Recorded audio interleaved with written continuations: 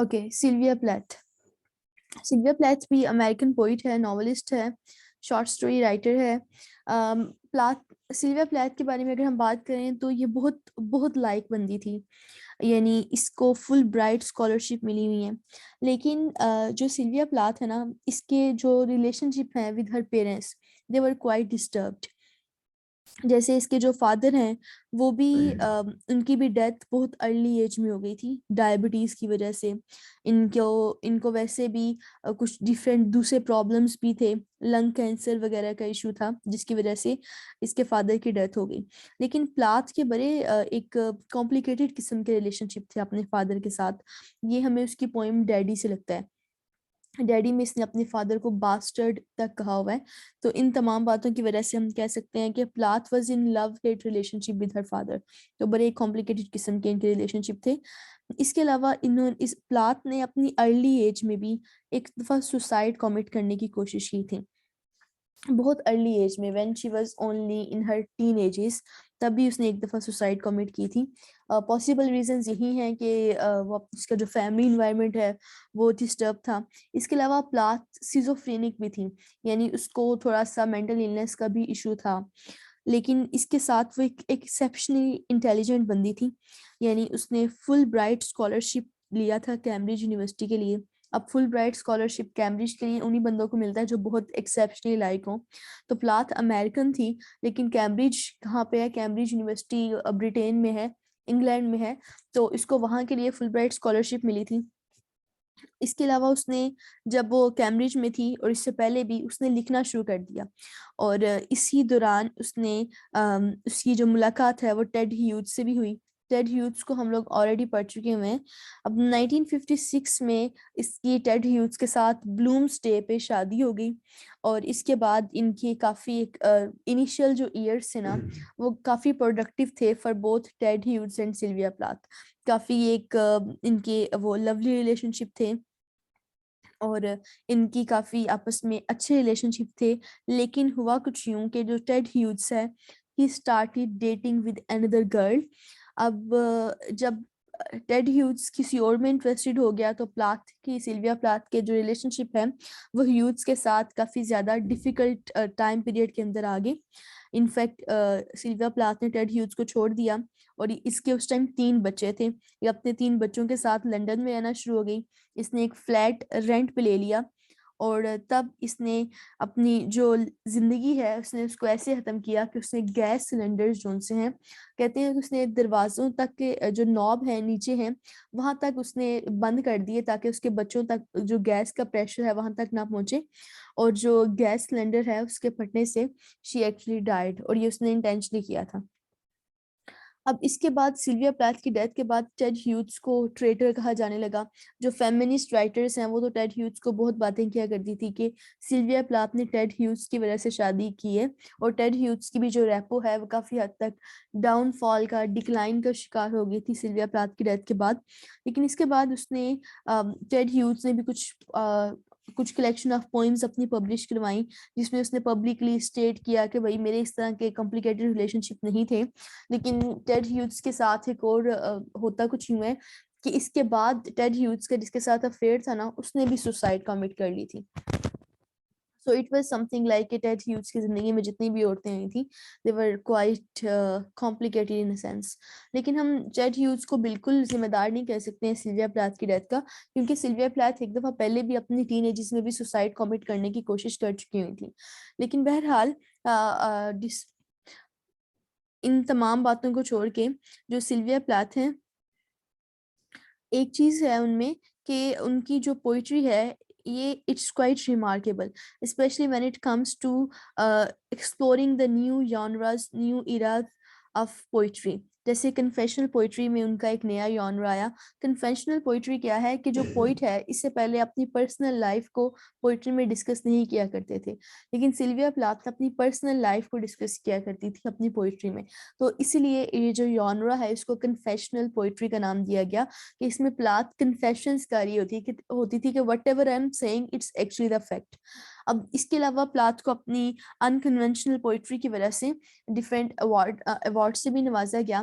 जैसे 1982 में इनकी डेथ के बाद इनको पुलिट्जर प्राइज से इनको अवार्ड किया गया पोस्टहमसली द कलेक्टेड पोएम्स। इसके अलावा इनकी द बेल जार, ये इनका इकलौता नावल है, ये सेमी ऑटोबायोग्राफिकल नावल भी है जो इनकी डेथ के बाद पब्लिश हुआ था। इसके अलावा वुदरिंग हाइट्स के नाम से इनकी एक पोएम पब्लिश हुई थी। वुदरिंग हाइट्स एमिली ब्राउन का बेसिकली लिखा हुआ था, उसी से इन्होंने ये टाइटल ड्राइव किया था। और इनकी जो फेमस कलेक्शन ऑफ पोइट्री है उसमें एरियल बहुत फेमस है, थ्री वुमेन बहुत फेमस है, the Bell Jar which is a novel basically, Daddy इनकी बहुत फेमस पोएम है। और डैडी की कुछ लाइंस भी अक्सर फेमस मतलब आ जाती है कि भाई ये कहाँ से ली गई थी। तो प्लाथ के बारे में अगर हम इसकी पोइट्री के बारे में डैडी के हवाले से डिस्कस करें तो डैडी में बेसिकली सिल्विया प्लाथ ने डिफरेंट जो एक्सपेक्ट्स हैं उनको हाईलाइट किया हुआ है। जैसे उन्होंने इसमें जो नाजी वाला एलिमेंट है, नाजीसिज्म है, और ज्यूज की जो हालत है उन्होंने इसमें उसको पोर्ट्रे किया हुआ है। इसके अलावा ये इलेक्ट्रा कॉम्प्लेक्स को भी शो करता है इन अ सेंस कि वो अपने फादर को कभी बास्टर्ड कह रही होती हैं, कभी कुछ और कह रही होती हैं, और उनका जो लव हेट वाला रिलेशनशिप है ना वो अपने फादर के साथ जारी होता है डैडी पोएम में।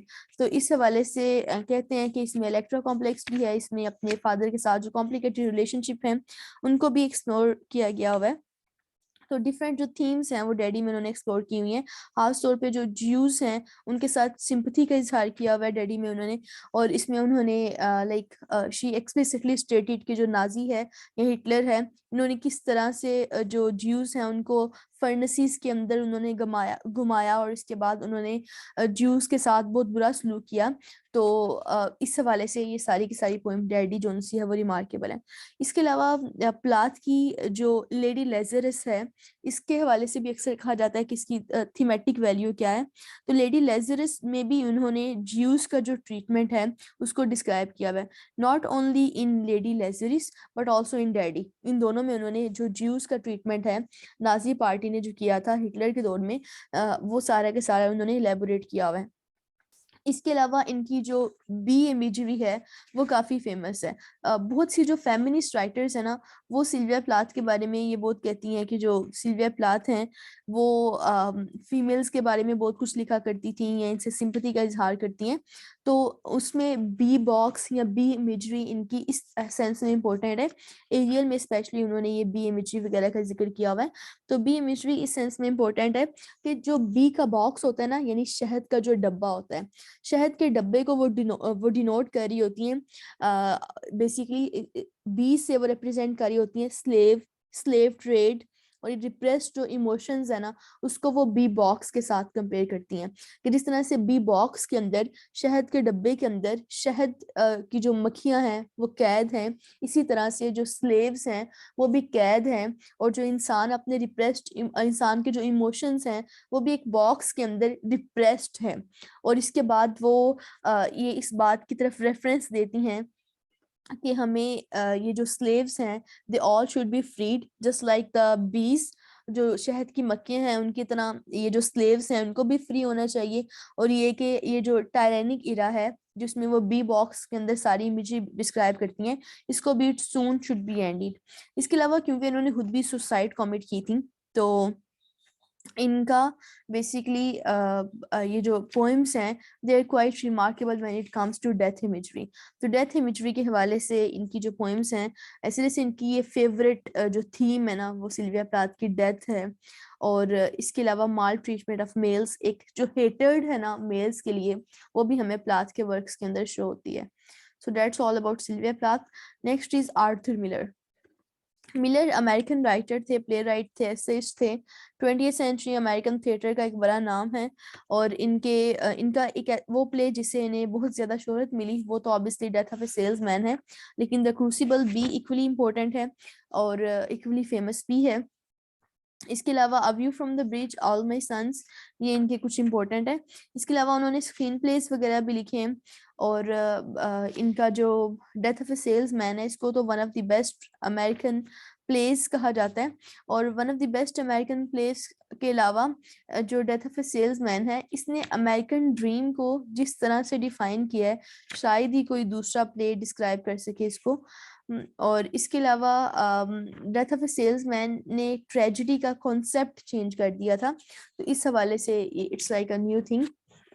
अब डेथ ऑफ ए सेल्समैन ने जितने भी मेजर अवार्ड्स है ना, वो सारे के सारे इन्होंने इनको इनके नाम हुए हैं। इनके अगर हम इम्पोर्टेंट वर्क्स देखें तो इसमें no villain, they too arise, और the grass still grows, and the golden years, और बाकी ये ऑल माई सन्स वगैरह है। ऑल माई सन्स कौन सा है, ये पीपीएससी के पॉइंट ऑफ व्यू से तो इतना इम्पोर्टेंट नहीं है, क्योंकि ये किसी यूनिवर्सिटी के सिलेबस में शामिल नहीं है, लेकिन ओवरऑल ये आर्थर मिलर का एक इम्पोर्टेंट प्ले कंसिडर किया जाता है, which is basically a 3 act play, जिसके ये कुछ मेन कैरेक्टर्स हैं। अब ये Death of A Salesman is really important from examination point of view too. डेथ ऑफ ए सेल्समैन 1943 में पब्लिश हुआ था, और इसने एक मॉडर्न ट्रेजेडी का कॉन्सेप्ट दिया था। ट्रेजेडी के एक कंसेप्ट को एक हिसाब से इसने बदल कर रख दिया था डेथ ऑफ ए सेल्समैन ने। अब इसमें जो कैरेक्टर्स है ना, ये बहुत सिंबॉलिक हैं, और इसमें जो सिनेमेटोग्राफिक टेक्निक इस्तेमाल की गई है ना, वो थिएटर के लिए भी न्यू चीज़ें थी। जैसे इसने थिएटर के ट्रेडिशनल कॉन्सेप्ट को रिवाइज करके एक न्यू किस्म के थिएट्रिकल टेक्निक्स भी इसमें इंट्रोड्यूस करवाई थी। ओके अब जब प्ले ओपन होता है तो इसमें एक मेलोडी सुनी जा रही होती है, जैसे आप समझ लें कि कोई बांसुरी वगैरह टाइप बजा रहा होता है, फ्लूट के ऊपर बजा रहा होता है, और इसके बाद सेल्समैन के घर का एक नक्शा हमारे सामने आता है।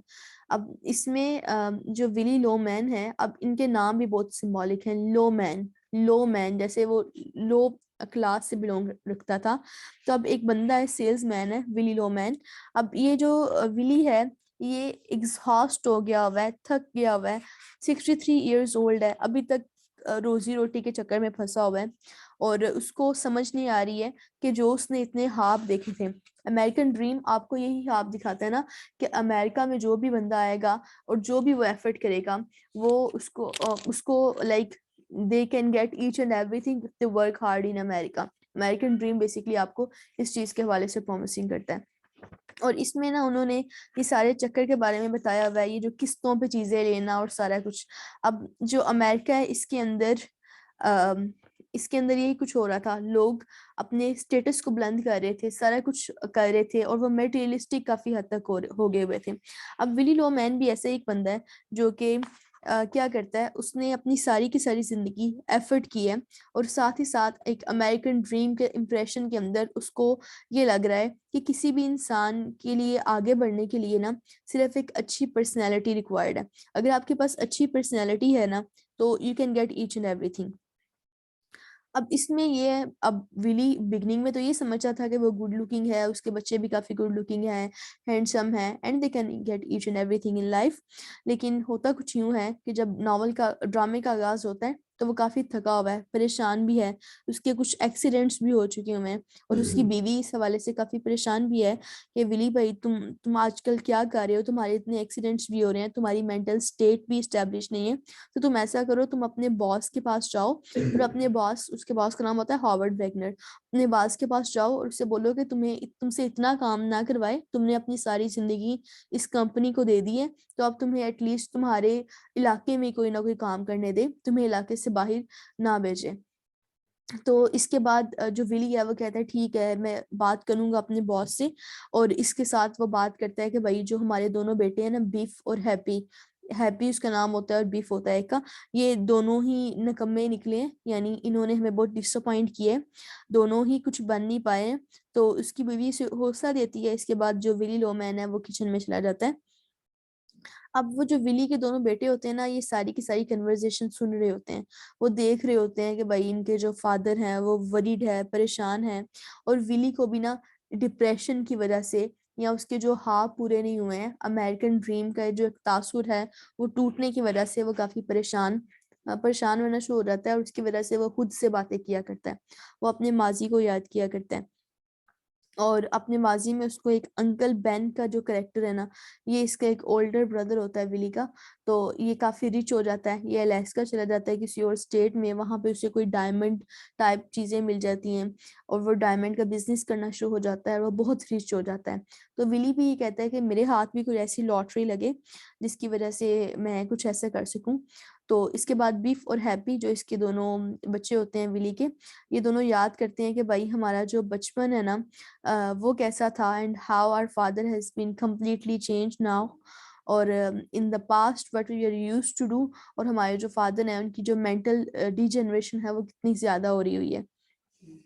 अब इसके बाद वो जो विली है ये अपने बच्चों से लाइक वो उनसे आर्ग्यूमेंट वगैरह भी करता है, और इसके बाद उसे पता चलता है कि जो जिसका जो बेटा है बीफ, वो इस तरह का क्यों हो गया हुआ है। तो उसे याद आता है कि एक दफा जब बीफ ने अपने स्कूल में कोई पोजीशन ली थी, तो वो बताने के लिए विली के पास आया था, और विली उस टाइम एक होटल में था, और होटल में he was with someone else, वो किसी और लड़की के साथ था, और उसको वो एक new pair of socks offer कर रहा था, उसके साथ बातें शातें कर रहा था।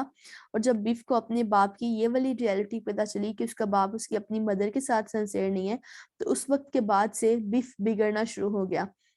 और विली को लगता है कि एक जो पोर्शन है ना बीफ के इस तरह से बिगड़ने का, उसके स्पॉइल होने का, वो खुद रिस्पॉन्सिबल है इसके लिए, क्योंकि बिगनिंग में उसने बीफ और हैप्पी को कुछ नहीं कहा, क्योंकि बीफ और हैप्पी गुड लुकिंग थे। सारी जो गर्ल्स हैं, सारी लड़कियां हैं, वो इनके पीछे होती थी, इनकी क्वालिफिकेशन, इनका एकेडमिक रिकॉर्ड्स इतने अच्छे नहीं होते थे, लेकिन विली ने कुछ कहा नहीं करता था, क्योंकि उसका ख्याल था कि अगर आप गुड लुकिंग हैं, अगर आप हैंडसम हैं, तो you can actually go ahead, आप कुछ भी हासिल कर सकते हैं।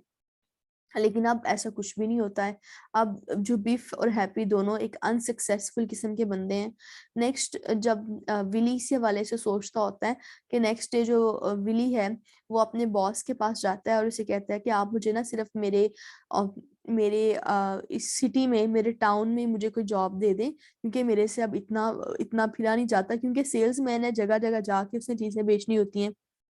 तो उसका जो बॉस है हार्वर्ड वेगनर, वो उसे जॉब से निकाल देता है, वो कहता है कि अब तो तुम्हारी ज़रूरत ही नहीं है। तो यहाँ पे एक अमेरिकन ड्रीम पे या अमेरिकन मटेरियलिस्टिक सिस्टम पे बहुत बड़ा सिटायर है, जिसमें वो क्लियरली कह देता है राइटर कि भाई ये जो अमेरिकन ड्रीम है ये आपसे प्रॉमिस करता है कि ब्राइट फ्यूचर का और सारा कुछ, ये इनका ब्राइट फ्यूचर है कि एक इंसान को जब ये निचोड़ लेते हैं तो इसके बाद उसको फेंक देते हैं। तो यहाँ पे बेसिकली विली कहता भी है, you can't eat the orange and throw the peel away.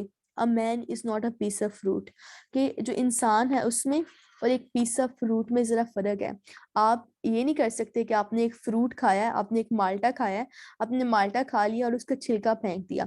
अब तुम मेरे साथ ये नहीं कर सकते कि तुमने मेरी सारी जवानी ले ली है, उसमें तुमने मेरे से रज के काम करवाया है, और अब जब मैं बूढ़ा हो गया हूँ, जब मैं इतना काम नहीं कर सकता, और मैं तुमसे सिर्फ ये डिमांड कर रहा हूँ कि तुम मुझे अपने मेरे टाउन में रहने दो, तुम मुझे ऐसे निकाल दोगे। लेकिन हॉवर्ड वैगनर उसकी बात नहीं सुनता। तो बेसिकली ये वाला जो पॉइंट है ना, ये एक टर्निंग पॉइंट है एक एवरेज मैन की, एक एवरेज इंसान की जिंदगी में। अमेरिका में यही कुछ हो रहा था। अमेरिकन ड्रीम के जो प्रोमिसेस हैं, they were all fake, they were all actually unreal. और इसके बाद ये जो बीफ और हैप्पी है, ये दोनों भी ये कहते हैं कि हम दोनों कुछ बिजनेस वगैरह स्टार्ट करेंगे, लेकिन ऐसा कुछ होता नहीं है। और इसके बाद ये जो विली है इवेंचुअली ये क्या करता है, ये सुसाइड कमिट कर लेता है, और उसकी बीवी कहती है कि इसने सुसाइड कमिट करके ही जो इंश्योरेंस के पैसे हैं, इससे इसके बेटों के काफ़ी ज़्यादा मसाइल हल हो जाएंगे। यानी इनको ये जो विली बेसिकली इसी नीयत से सुसाइड कमिट करता है कि अगर वो सुसाइड कमिट करेगा तो इंश्योरेंस की जो रकम है वो इसे $20,000 मिलेगी। अब इस $20,000 से बीफ एक नया बिजनेस स्टार्ट कर सकता है, और यही सोच के ही कमिटेड सुसाइड, और इससे उन्हें इंश्योरेंस के जो पैसे मिलते हैं, इससे जो लिंडा है वो भी ये सोचती है कि एटलीस्ट उसने जाते जाते भी अपना एक कर्ज अदा कर दिया है। उसने अपने जितने भी घर वाले हैं उनके लिए कुछ फ्यूचर सिक्योर करने की कोशिश की है। तो बेसिकली पूरे प्ले में जो राइटर है ऑर्थर मिलर, वो क्रिटिसाइज कर रहा होता है अमेरिकन मेटेरियलिस्टिक सिस्टम को, अमेरिकन ड्रीम को। और वो क्लियरली कहता है कि जो विली की डेथ है basically it's not the death of a human being, but it's basically the death of human values. और इसमें जो अमेरिकन ड्रीम है, अमेरिकन सोसाइटी है, इसमें जो इंसानी इकदार हैं वो तबाह हो चुकी हुई हैं, वो मर चुकी हुई हैं, और इन इकदार की बेसिस पे अब कोई भी इंसानी माशरा खड़ा नहीं कर सकते हैं, उसको अब आगे नहीं लेके जा सकते हैं। अच्छा, अब ये जो प्ले है originally it was entitled as the Inside of His Head, क्योंकि इसमें बहुत सी चीजें विली के अपने दिमाग में हो रही होती हैं। Next is an enemy of the people, ये भी एक हेनरी गिब्सन के प्ले पे एक बेस करता था। क्रूसिबल, क्रूसिबल बेसिकली ये वाला जो प्ले है क्रूसिबल, ये भी इम्पोर्टेंट है। अब इसमें उसने बेसिकली क्या किया था आर्थर मिलर ने, उस जमाने में रियलिटी में एक काम हुआ था विच क्राफ्ट पे, कि जिसके ऊपर कहते थे कि जिसको उन्होंने मरवाना होता था उसको कह देते थे कि ये दूसरों के ऊपर जादू करवा रहा है, ये विच क्राफ्ट के सिनेरियो में इन्वॉल्व है, तो उसको पनिशमेंट दे दी जाती थी। तो इस ड्रामे में भी ऐसा होता है, कुछ लड़कियां होती हैं, ये मिलके कुछ कहती हैं कि हम लोग जरा जादू शादू सीख रहे हैं, और इसके बाद ये कहती हैं जो जिस बंदे से इन्हें दुश्मनी होती है ना, उसे कह देती हैं इसके अंदर शैतान आ गया, इसके अंदर सैटन आ गया, ये हमारे ऊपर जादू करवाने की कोशिश कर रहा है। और वाकई अमेरिका में इन 1692 इस दौरान हजारों लोगों की डेथ हुई थी, सिर्फ और सिर्फ इस विच क्राफ्ट, दूसरों के ऊपर इल्जाम लगा के। तो ये सारा का सारा सिनेरियो इसमें आर्थर मिलर ने इसमें पोर्ट्रे किया हुआ है। और इसके अलावा अमेरिका में 1692 में एक और काम भी हुआ था, कि एक बंदा था लॉर्ड मैकार्थी। अब ये जो लॉर्ड मैकार्थी है, ये कैपिटलिस्ट था, क्योंकि there are two basically ideologies, capitalism और कम्युनिज्म। अब इसमें जो गवर्नमेंट है वो उस टाइम कैपिटलिज्म के साथ थी। तो उस जमाने में जितने भी लोग कम्युनिस्ट हो रहे होते थे, उन सबको ये लोग मरवा दिया करते थे। ब्रूचली दे वर बीइंग मर्डर्ड, क्योंकि उन्होंने एक लॉ पास किया था जो कहता था कि जितने भी अन अमेरिकन वैल्यूज हैं इन सबको आप एलिमिनेट कर दें। और इनके ख्याल में कम्युनिज्म के ख्यालात रखना भी एक अन अमेरिकन वैल्यू थी, और इन सबको मरवा दिया जाता था।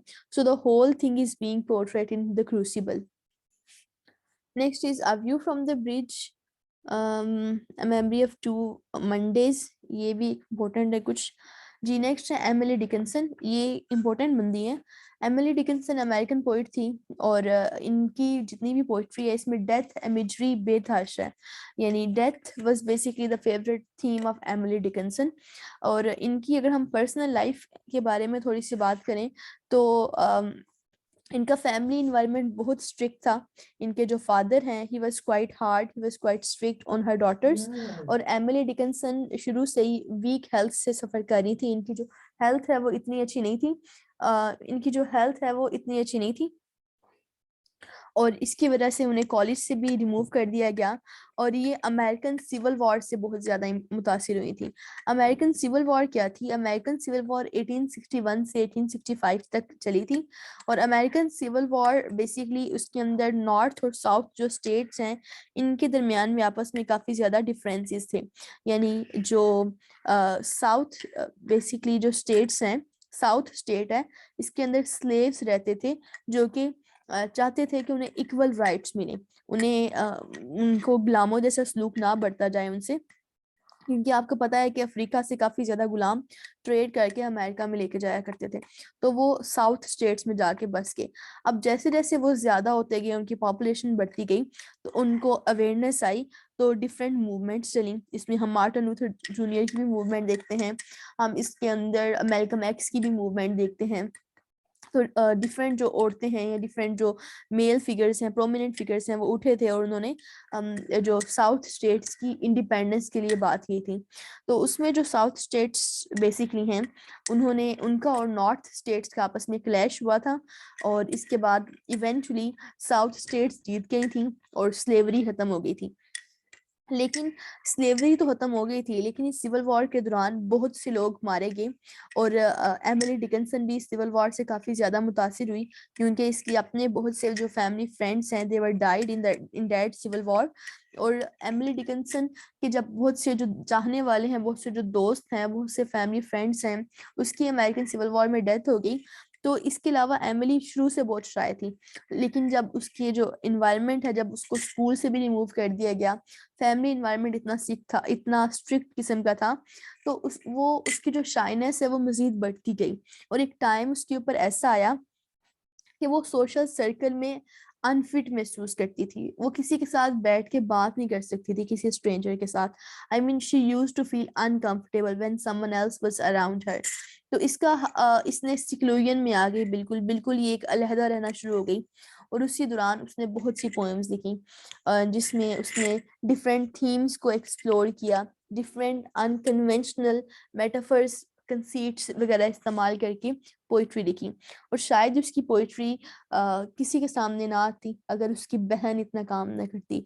उसकी बहन ने उसकी डेथ के बाद देखा कि भाई ये जो बंदी है इसने तो इतना कुछ काम किया हुआ है, तो उसने फिर इसकी जो पोएम्स वगैरह हैं उसको पब्लिश करवाया था। और जितनी भी इसकी पोएम्स हैं, कलेक्शन ऑफ पोएम्स हैं, इसके एसेज हैं, वो सारी की सारी बेसिकली इसकी सिस्टर ने पब्लिश करवाए थे। तो इन इसकी जो पोएम्स हैं उसमें जो डेथ इमेजरी है that's the most important one. बाकी इसमें इसने ऐसे जैसे she use to play with death, उसके इस तरह के हैं और इसको काफी इसकी एक मिस्टिक किस्म की पोइट्री है। अब डिकन्सन की जो बायोग्राफर है अल्फ्रेड हैबेगर, उन्होंने इसकी बेसिकली कंप्लीट बायोग्राफी लिखी थी। और इसके अलावा ये कि उन्होंने कहा था कि भाई इसकी अपनी जो पर्सनल लाइफ है ना उसका काफी इम्पैक्ट है इसके ऊपर। इनके कुछ इंपॉर्टेंट वर्क्स हैं, सक्सेस इज काउंटेड स्वीटेस्ट। ये पोइम बड़ी मजे की है, जब कभी आपके पास टाइम हो ना गो फॉर डिकन्सन पोइट्री, काफी मजे की पोइट्री होती है इनकी। अब सक्सेस इज काउंटेड स्वीटेस्ट, इसके अंदर उन्होंने बड़ा मजे का मैसेज दिया हुआ है कि सक्सेस को आप तब भी वैल्यू कर सकते हैं, सक्सेस को सिर्फ वही लोग एक्सपीरियंस कर सकते हैं जिन्होंने जिन्होंने किसी फेलियर को एक्सपीरियंस किया हुआ है।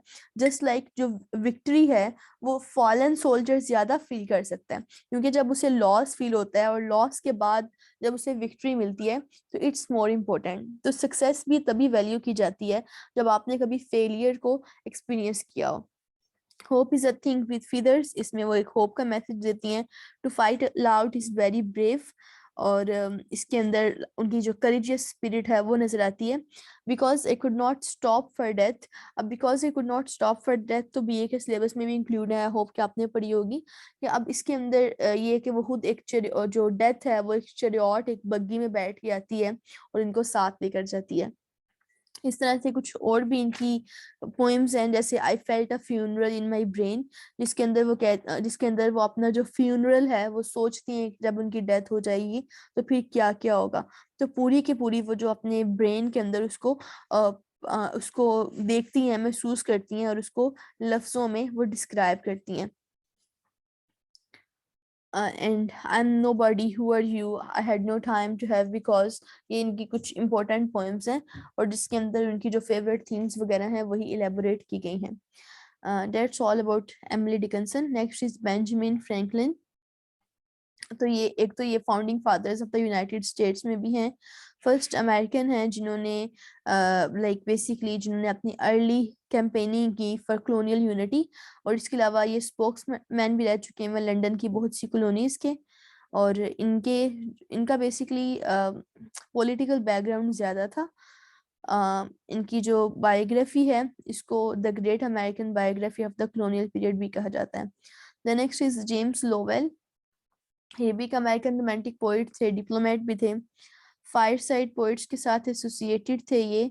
और इनकी जो पोइम है द प्रेजेंट क्राइसिस, ये बेसिकली नेशनल क्राइसिस को, जो civil war American civil war में हुआ था which took place between 1861 to 65, ये उसको कवर कर रही थी। हमारे पास और भी अमेरिकन कुछ फेमस राइटर्स हैं जैसे रिचर्ड विल्बर। अब रिचर्ड विल्बर की बात करें तो ये बंदा जरा ये ही used to play with words, basically एक अनकन्वेंशनल किस्म की पोइट्री इन्होंने की है, अनकन्वेंशनल किस्म की जो इन्होंने इमेजेस वगैरह हैं वो यूज की हुई हैं। डिक्शन कोलिक्वल डिक्शन यूज किया हुआ है, बिल्कुल जो आम डेली जुबान डेली लैंग्वेज में हम जो बातें किया करते हैं उसी तरह की उन्होंने पोइट्री की हुई है। और जो साइंटिफिक चीजें हैं उनको भी इन्होंने काफी एलेबोरेट किया हुआ है। जैसे डेथ ऑफ ए टोड इनकी पोएम है जिसके अंदर वो एक टोड बेसिकली एक जो फ्रॉग वगैरह है जब वो मरता है किसी मशीन से तो वो कहते हैं कि बेसिकली ये जो मशीनें हैं how they are destroying the nature. इस तरह से उनकी एक और टाइप राइटर वगैरह इनकी जो डिफरेंट पोइम्स हैं वो इनको इनके पूरे के पूरे पोइटिक प्रोसेस को भी एलेबोरेट कर रही होती हैं, साइंटिफिक इम्पैक्ट को एलेबोरेट कर रही होती हैं। और इनका जो डिक्शन है वो हमेशा कोलिक्वल ही रहा है। John Ashbery John Ashbery imagist poet consider किए जाते हैं, इन अ सेंस के जॉन एशबरी हमेशा से जो पोइट्री लिखा करते थे उसमें पेंटिंग के बहुत ज़्यादा रेफरेंसेस थे, पेंटिंग के बहुत ज़्यादा उनके चीज़ें जो सी हैं वो इन्वॉल्व हुआ करती थी। अब जो एशबरी हैं, एक तो लाइक इन अ सेंस कि इनकी जो पोइम है स्पेशली द मॉडर्न पेंटिंग, ये काफ़ी ज़्यादा फेमस है, जिसके अंदर उन्होंने पूरे के पूरे पेंटिंग प्रोसेस के हवाले से बातें की हुई हैं कि किस तरह से जो एक पेंटिंग प्रोसेस है वो एक पोइटिक प्रोसेस की तरह ही होता है, एंड हाउ इट रिलेट्स, और पेंटिंग और पोइट्री जो से हैं वो आपस में किस तरह से रिलेट कर रहे होते हैं। इसके अलावा जॉन एशबरी सरियलिस्ट जोन से पोइट्री किया करते थे, यानी एब्स्ट्रैक्ट इमेजरी वगैरह भी इन बेसिकली ये यूज़ किया करते थे। इसके अलावा उन्होंने कॉपी राइटर के तौर पे भी काम किया है, डिफरेंट मैगजीन के एडिटर भी रह चुके हुए हैं, इसकी वजह से उन्हें पुलिट्जर प्राइज वगैरह भी मिला है। ओवरऑल इनका काफ़ी एक मॉडर्निस्ट वर्क है, जिसके अंदर मॉडर्निस्ट वर्क के सारी कैरेक्टरिस्टिक्स मौजूद हैं, और जो ह्यूमन वैल्यूज़ हैं किस तरह से ये कम हो रही हैं, किस तरह से जो पीपल हैं they are becoming more and more materialistic, और जो ज़िंदगी के कॉमन इश्यूज वगैरह ना उसको उन्होंने बेसिकली एलेबोरेट किया हुआ है। अगेन द पेंटर, इनकी मोस्ट फेमस पोएम, जिसके अंदर वो आर्ट फॉर द आर्ट से एक इसको डिस्क्राइब करते हैं कि जो आर्ट है ये आपको एक लाइक ये आपको प्लीज करता है, ये आपको प्लेयर देता है, ये आपको इंटरटेनमेंट देता है। इस हवाले से उन्होंने बातें की हुई हैं। That's all. Next is Adrienne Rich. Adrienne Rich जोन सी है, ये बहुत स्ट्रॉन्ग किस्म की फेमिनिस्ट बंदी थी। इसको जितने भी फेमिनिस्ट लिटरेचर में इनका काफ़ी नाम है एड्रियन रिच का, क्योंकि इनकी जो पोइट्री है इसके अंदर जो स्ट्रॉन्ग फेमिनिस्ट इमेजरी है उस हवाले उस ज़माने में इतनी किसी ने इस्तेमाल नहीं की थी जितनी एड्रियन रिच ने यूज़ की हुई है। इसके अलावा एड्रियन रिच जोन सी हैं, इनके जो वर्क हैं ये फेमिनिस्ट पोइट्री को ही रिवील करते हैं, फेमिनिस्ट थीम्स वगैरह को ही एलेबोरेट करते हैं। जैसे इनकी एक पोइम है काफी ज्यादा, आंट जेनिफर टाइगर। अब इसके अंदर आंट जेनिफर टाइगर्स के अंदर वो क्या बेसिकली एलेबोरेट करती हैं कि उनकी एक आंट होती है, आंट जेनिफर, जो कि हमेशा से through out her life she was dominated by her husband. तो वो इस चीज का कैसे रिवेंज लेती हैं कि वो कि आंट जेनिफर पेंटिंग किया करती हैं और वो टाइगर्स की पेंटिंग किया करती हैं। तो टाइगर्स कभी भी मैन से, आदमी से खौफजदा नहीं होते हैं। तो बेसिकली वो टाइगर्स को as a symbol of power कह रही हैं, जिसके लिए वो औरतें चाहती हैं कि जितनी भी औरतें हैं they should not be afraid of man at all, और ये जो मैन है they should not actually act as a dominating power upon the ladies, upon the women. इस तरह से डाइविंग इनटू द रेक भी इनकी एक इम्पोर्टेंट पोएम है, जिसके थ्रू वो कहती हैं कि जितनी भी वुमेन हैं they all should B free from the shackles of male dominating society etcetera. ये यहाँ पे आके ना हमारा अमेरिकन लिटरेचर खत्म हो जाता है। नेक्स्ट हरमन हेसी है। हरमन हेसी को हम नेक्स्ट मीटिंग में डिस्कस करते हैं, 3 मिनट्स रह गए हैं वैसे भी मीटिंग के एंड होने में। अभी तक अगर आपको कोई कंफ्यूजन वगैरह है तो वो आप पूछ लें।